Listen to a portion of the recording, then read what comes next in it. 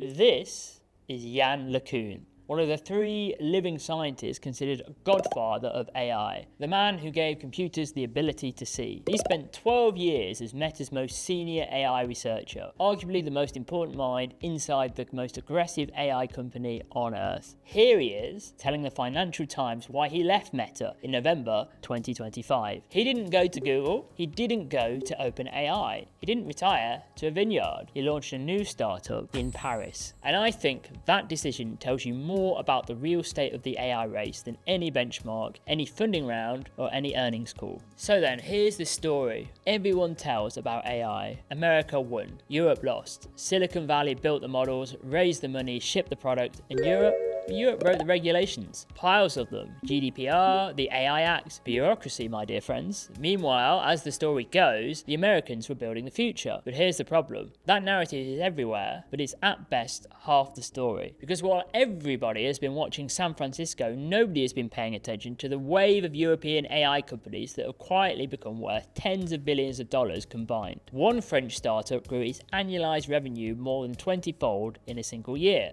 And a Turing Award winner just told the most powerful tech company on the planet, "You don't tell me what to do," and moved to Paris. So today, one question: is Europe actually losing the AI race, or is it building something the Americans can't copy? Let's start with the company that made the skeptics sit up. Mistral AI Paris. Founded April 2023. In 2024, their annualized revenue run rate was around $20 million. And by early 2026, north of 400 million, according to their CEO. And they're targeting $1 billion by the end of this year. Now, if you're used to the Silicon Valley playbook, you'd expect that growth to come from a ChatGPT competitor, a consumer chatbot, an app with a cute logo and a big waiting list. It doesn't. A huge share of Mistral's revenue comes from European enterprises, banks, energy companies, insurers, the kind of organizations that move slowly, evaluate exhaustively, and absolutely do not adopt technology simply because it's trendy. Take BNP Paribas, one of the largest banks in Europe. They partnered with Mistral to deploy AI across customer support, sales, and IT. But here's the detail that mattered. The bank's data never leaves the bank's servers, never touches a cloud they don't control, never crosses a border. For a financial institution handling millions of customer records under some of the strictest regulations on Earth, that isn't a feature. It's the entire reason they signed the contract. Major insurers and governments across France, Germany, Luxembourg, where G-Core has its headquarters, and Estonia have signed up. And ASML, that's the Dutch semiconductor company whose lithography machines are literally required to manufacture AI chips, they were a key investor in Mistral's latest funding round. And the company's valuation now sits at billions of dollars. So here's what's actually happening. Mistral isn't trying to out ChatGPT. They're selling something OpenAI structurally cannot offer: the guarantee that your data stays under your roof, governed by your laws, untouchable by foreign subpoena. And that, it turns out, is worth a lot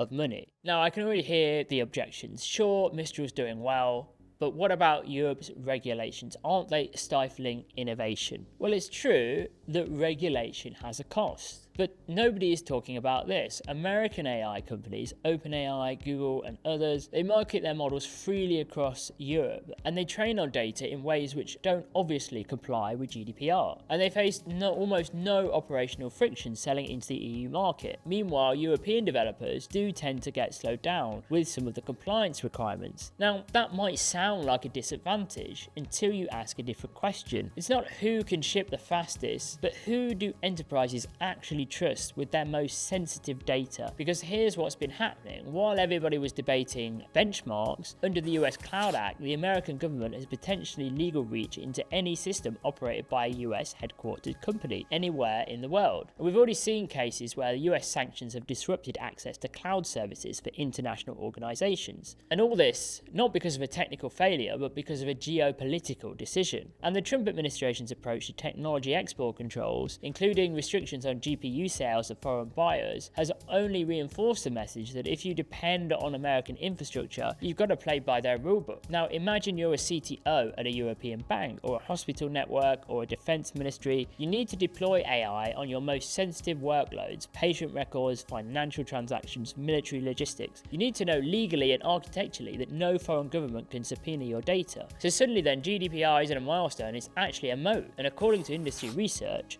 a clear majority of European organisations are actively seeking sovereign AI solutions, and in banking that number is even higher. And so this is where the infrastructure becomes the story, because it doesn't matter how sovereign your AI model is if it's running on someone else's cloud under someone else's laws. And this is the gap that European cloud providers like G-Core are filling. G-Core runs AI infrastructure with NVIDIA H100 GPUs in European locations, Portugal, France, with GDPR native architecture. None of this is about compliance as an afterthought. So G-Core, you see, is part of the European AI story, because the question European enterprises are asking isn't who has the biggest model, it's who can I trust with my data. And on that question, your physical location and the legal jurisdiction become increasingly important. But sovereignty and regulation only explain half of this. The other half is talent, and this is where we come back to LeCun at the beginning. You don't tell a researcher what to do. You certainly don't tell a researcher like me what to do, comes his famous quote. Now he's talking here about Alexander Wang, the 28-year-old founder of Scale AI, who Meta brought on as the chief AI officer in a deal worth over $14 billion. Wang is an exceptional entrepreneur, but he's not a researcher, and he built a hugely successful data labeling company, but he had not trained a frontier AI model, and this is LeCun's whole point, that he had not run a research lab. LeCun did not take this quietly. He told the Financial Times that Meta's new hires were completely LLM-piled, all in on large language models, the technology he thinks is fundamentally at a dead end. And he thinks that Silicon Valley is completely hypnotized by generative AI. And he said something that I think is the most important line in the entire story. I'm not going to change my mind because some dude thinks I'm wrong. I'm not wrong. My integrity as a scientist cannot allow me to do this. So he left. He launched a startup called Advanced Machine Intelligence Labs, and it's based in Paris. Because in his words, to pursue genuinely new research, you have to get out of the valley. Now, apparently, Emmanuel Macron reached out to him personally, and this is a sign of how seriously France is courting AI talent. Now, obviously, one person leaving doesn't prove a trend, but LeCun isn't alone. We've got Black Forest Labs, founded in Freiburg, Germany, by 3 former Stability AI researchers, and their image models, Flux, are now used by Adobe, Canva, Meta, and Microsoft, and Elon Musk Grok uses them for image generation. Helsing, a German defense AI company, is valued at around 12 billion euros. It's backed by Spotify's Daniel Ek, who framed the investment explicitly as enforcing European strategic autonomy and security readiness. Poolside, a coding AI startup that relocated to Paris specifically for the ecosystem France is building, hit a $3 billion valuation before it even launched a product, and it's since attracted up to $1 billion from NVIDIA alone. So something is happening. The narrative that Europe is losing the AI race is simply not true.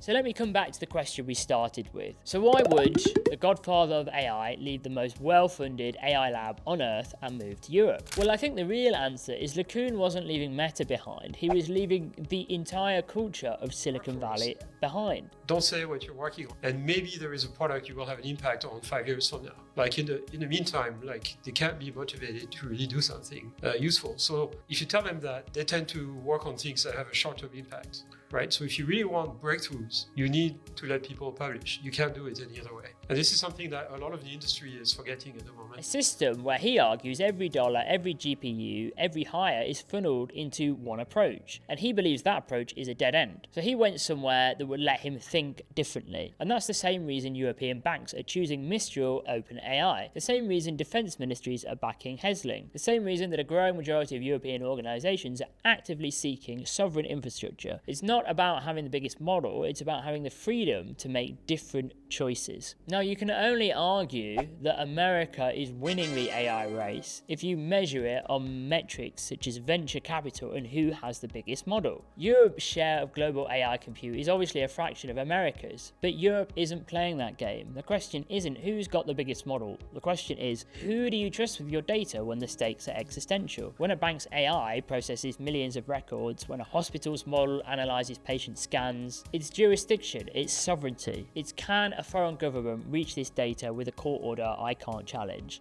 And on that question, the one thing that actually matters to the people writing the checks is that Europe has a structural advantage that Silicon Valley cannot replicate by spending more money. European AI unicorns are now collectively worth tens of billions. So then the AI race isn't really one race, it's two. And the one that matters is the one that nobody has been paying attention to. So then what do you think? Have you had any experience with using some of the big European unicorns? Have you tried Mistral AI's chatbot LeChat? Do drop us a comment below and let us know what videos you'd like to see next, and we will see you next week in the next video.